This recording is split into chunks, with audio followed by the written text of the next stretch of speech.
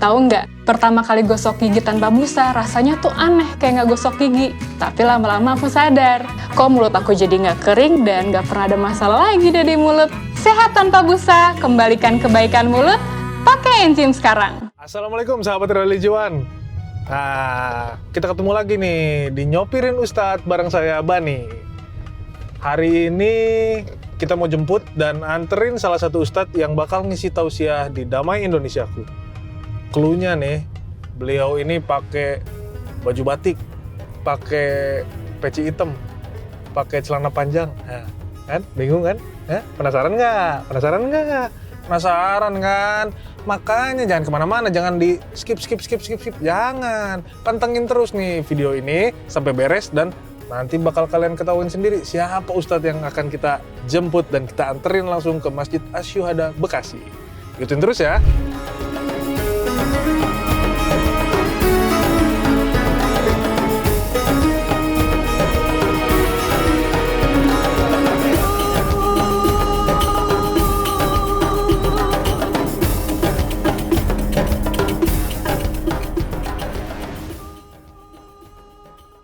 Nah, Ustadz, ya, saya supir baru nih. Belum ada tahu-tahu kegiatan Ustadz gitu, baru pertama kali nganterin Ustadz. Saya penasaran juga nih Ustadz, sehari-hari tuh ngapain aja sih Ustadz?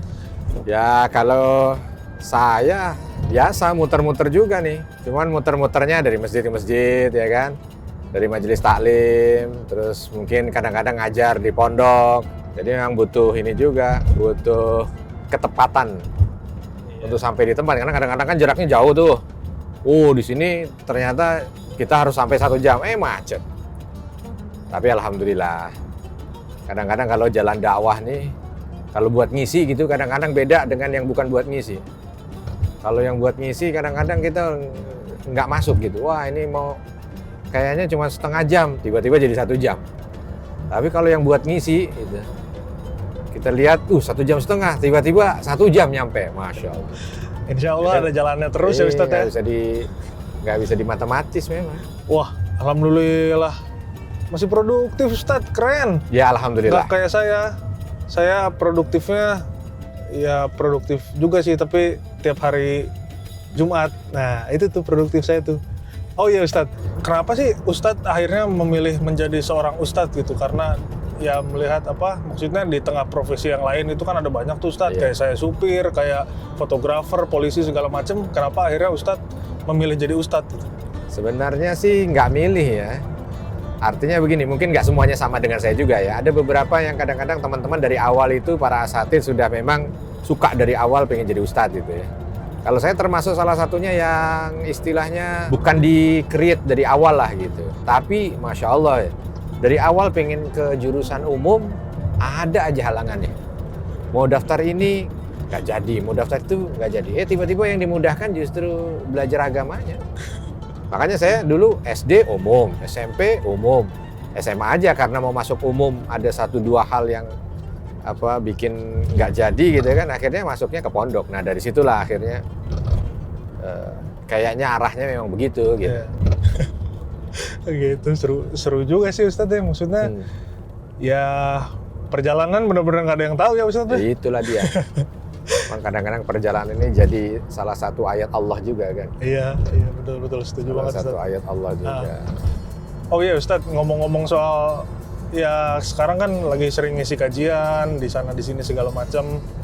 Nah itu apalagi buat sekarang nih di acara Damai Indonesiaku, biasanya apa sih yang Ustadz siapin yang harus ada di setiap acara yang Ustadz siapin? Ya, alhamdulillah tuh kalau Damai ini Masya Allah tuh timnya. Jadi kita biasanya ada beberapa yang ketika mau ngisi itu ada TikTokan, ada diskusi, ada coba cek materi apa kira-kira yang perlu untuk dibahas. Nah biasanya sih sebagian besar itu dia ngikut sama yang lagi rame diberitakan juga. Jadi biar ada berita secara umum, nah nanti juga ada berita yang mungkin dari sudut pandang agama. Gitu. Rata-rata begitu tuh. Nah, terus kalau sudah ketemu baru tuh kita dikasih rundown, dikasih apa yang perlu disampaikan, poin-poinnya, berbagi dengan ustadz yang lain gitu kan. Kalau sudah baru kita perform. Tapi yang Masya Allahnya juga nih kalau di Damai ini dia kalau ada pertanyaan nggak pakai direkayasa. Nah, kan ada tuh berapa segmen tuh pertanyaan Iya, itu iya, memang iya. asli. Jadi Nah, itu real yang semua ya cakepnya. Ustaz ya, insya Allah ya. Hah? Jadi real semua pertanyaannya insya Allah ya. Nggak ada. Iya. Ini mau tanya apa? Terus atau pertanyaannya dikasih nggak ada. Iya.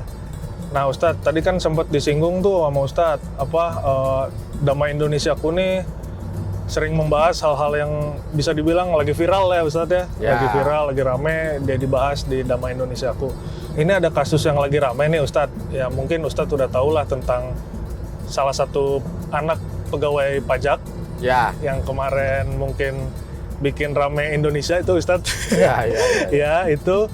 Nah kan di komentar di media sosialnya itu netizen tuh kayak wah rasain lu ini semua karma akibat perbuatan lu bla bla bla ya intinya Nah. komentarnya banyak komentar negatif gitu Ustadz ya kalau Ya, kita yang saya baca gitu kalau kita baca di media sosial. Nah itu tuh hukumnya tuh kayak gimana Ustadz, maksudnya kita menyikapinya tuh kayak gimana sih Ustadz? Jadi sebenarnya sih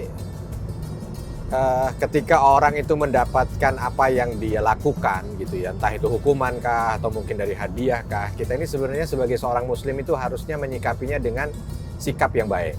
Contoh misalkan kalau ada saudara kita yang dia itu dapat penghargaan, dapat hadiah gitu kan. Nah, sebaiknya kita ya berbahagia gitu, bukan iri dengki.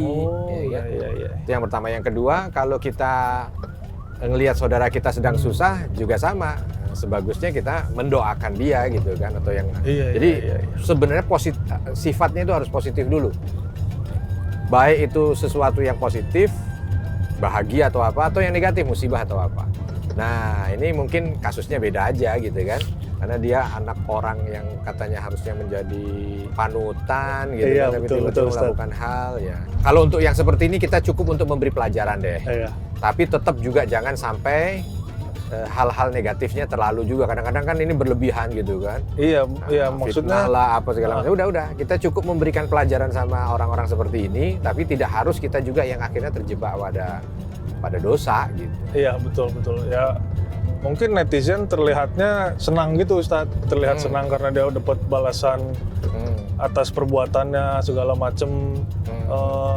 Ya padahal sih itu nggak gimana ya, nggak bagus juga, nggak baik juga. Mungkin saya sih melihatnya itu sebagai pengingat gitu loh, reminder bahwa ya jangan berbuat seperti itu karena ada karmanya, tapi nggak perlu disampaikan dengan komentar yang keji juga gitu loh Iya, Ustaz. setuju, betul. Ya mungkin Memang begitu kan, iya. orang muslim itu harus adil. Iya gitu. Orang muslim itu nggak boleh sembarangan apa ya istilahnya, ketika ingin berperilaku itu perilakunya itu harusnya menghasilkan sesuatu yang manfaat.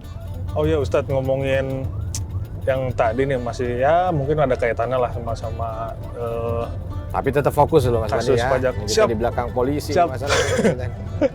Harus kudu presisi. Iya betul, kita harus tetap jaga keselamatan.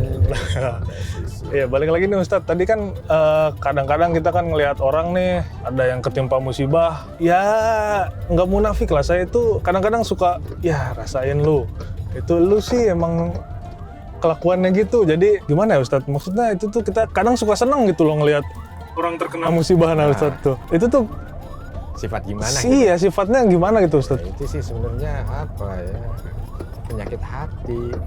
Kalau kita bicara secara umum dulu ya, Ya. artinya ada orang yang dia kok senantiasa SMS tuh bahasanya kan, suka melihat orang susah. Wah iya Atau betul susah melihat orang suka, sama lah itu. Iya. Ya, nah, itu iri dengki ya. Kalau dia susah melihat orang senang, kalau senang melihat orang susah ya itu tadi dia sifat munafik. Atau kadang-kadang yang lebih parah, dia senang melihat orang lain susah tapi sok susah di depan orang itu juga gitu kan. Iya. Tapi di belakangnya padahal dia yang nusuk juga gitu kan. Iya. Nah itulah pokoknya, kita sendiri aja nggak mau kan kita mau deket-deket orang begitu.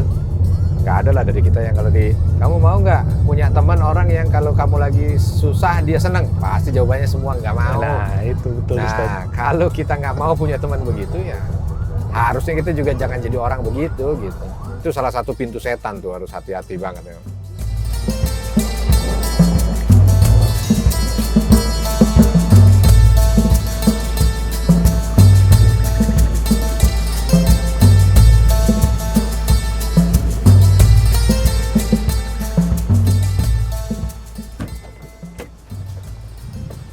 Alhamdulillah. Sampai kita. Salam dulu, Ustaz. Iya. Oh iya, ada pouch saya ya, ketinggalan itu di situ. Oh iya. Minta tolong diambilin deh. Nah, Ustaz, ini nih pouchnya nih. Alhamdulillah. Sebentar. Tuh, Yang ini kan produknya nih. Betul. Ini juga nih. Nah. Wah, ini kayaknya dia. jadi jagoan yang nggak bisa ketinggalan kalau ngisi dakwah ya, Ustaz. Itu dia, Mas Bani. Ini pasta gigi enzim, ini mouthwash enzim, ini selalu dibawa nih kemana-mana. Kenapa? Karena pasta gigi enzim ini tanpa deterjen. Ini bisa mencegah iritasi pada mulut. Lebih sehat juga dia tanpa busa. Dan yang paling penting ininya nih, mouthwashnya ini enzim ini tanpa alkohol, ekstra natural. Ada kandungan natural aktif dan protein. Ini membantu memberikan fungsi pertahanan alamiah pada air ludah. Bismillah tuh, harus pakai. Berdua pakainya boleh, Pak Ustaz? Beli lagi ya. Oh iya, Beli dong. Oke, siap. Ini saya taruh sini, Pak Ustaz ya. Siap. Makasih loh. Saya beli Mas Adi. dulu. Siap.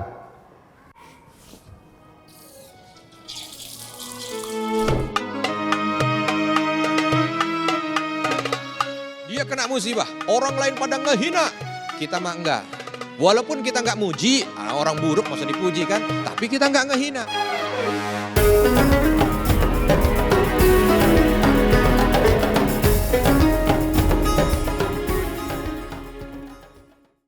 Alhamdulillah, Sobat Religiwan, kita udah beres nih ngikutin Ustadz Arifin Nugroho ceramah di Damai Indonesiaku. Wah, tadi ceramahnya keren banget. Langsung masuk ke dalam hati Ustadz. Waduh, Masya Allah. jadi terbuka nih mata batin, mata pikiran segala macem. Alhamdulillah Ustadz pakai ceramahnya, waduh, keren Ustadz. Alhamdulillah. Ya, nah sekarang kita mau nganterin Ustadz Arifin Nugroho langsung ke rumahnya. Kita setirin lagi, mudah-mudahan perjalanannya lancar kayak barusan berangkat. Nah, tapi ngomong-ngomong nih Ustadz, saya masih ada pertanyaan Ustadz. Gimana caranya biar kita nasehatin orang tuh biar nggak kesannya ngeledek gitu Ustadz? Maksudnya kan kita, ya saya sih, bukan kita ya Ustadz ya. Kalau saya sih ngasih tahu orang kayak, alah, masa lu gitu doang nggak bisa. Maksudnya, tapi ya memang perkataan saya seperti itu gitu. Tapi memang nggak ada niatan mencemooh gitu Ustadz. Gimana ya biar kesannya nggak mencemooh gitu Ustadz? Iya, nah jadi kita yang pintar-pintar tuh, nasihat itu kan sesuatu yang baik. Kadang-kadang sesuatu yang baik nggak dibungkus dengan yang benar itu jadi buruk gitu. Ya. Jadi kalau mau nasehatin yang dengan cara yang orang itu kalau kita omongin begitu dia senang. Ya, jangan sampai kita sendiri juga kan kadang-kadang udah kita lagi susah gitu ya. Tiba-tiba dia datang malah bikin masalah juga. Nasehat sih nasehat, cuman rada ada sesuatu yang nyelekit kan sakitnya jadi tambah gitu. Iya. Nah, seperti itu juga kita. Jadi kalau misalkan kita ada orang nih, iya sih memang kadang-kadang ada juga yang omongan tuh kagak bisa diatur juga gitu kan. Iya, itu saya banget tuh Ustadz. Iya sih, lu kudu sabar. Lu sih orangnya. Ya udah nggak usah pakai lu sih orangnya. Ya udah sampai situ udah sabar. Makanya yang baik itu dari nasihat itu yang baik, nasihat yang pertama itu adalah doa. Ya kalau kita lihat ada orang susah tuh, kita doa aja sama Allah. Ya Allah, mudah-mudahan dia diberi kekuatan, sabar. Nah, itu yang diperbanyak. Sebelum kita nasehatin dia. Takutnya ntar kita nasehatin kadang-kadang ada yang omongan kita kan, kadang dia salah tafsir atau apa. Nah, kalau umpama nanti ternyata kita ngomong dia kesinggung, kita ngomong dia emosi, ya sudah kita minta maaf. Jangan malah kita jadi bikin tambah runyem. Udah dikasih nasihat malah marah lagi ya. Jangan. Iya, Mungkin itu, kita yang salah kan. Jadi kita introspeksi diri lah gitu. Nah, Sobat Religiwan, dengerin tuh. Jangan masuk kuping kiri keluar tol Jagorawi. Nyasar, nggak nyambung nanti Ustadz ya. Nggak nyambung nanti. Oke, sekarang saya mau fokus dulu nganterin Ustadz Arifin Nugroho biar cepat sampai ke rumahnya dan kita bisa istirahat. Oke, Assalamualaikum warahmatullahi wabarakatuh.